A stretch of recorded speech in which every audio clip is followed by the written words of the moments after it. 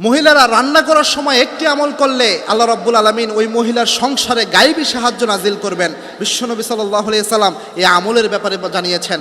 আল্লাহর হাবিব সাল্লাল্লাহু আলাইহি ওয়াসাল্লাম জানিয়েছেন, মাল্লাজিমাল ইস্তিগফার, যে ব্যক্তি ইস্তিগফারের সাথে লেগে থাকে ওই ব্যক্তিকে আল্লাহ তিনটা পুরস্কার দান করেন। তার মধ্যে একটা পুরস্কার হচ্ছে ওয়ারযুকুহু মিন হাইসু লা ইয়াহতাসিব, এমন জায়গা থেকে আল্লাহ রাব্বুল আলামিন রিজিকের ব্যবস্থা করে দেয় যা সে কল্পনাও করতে পারে না।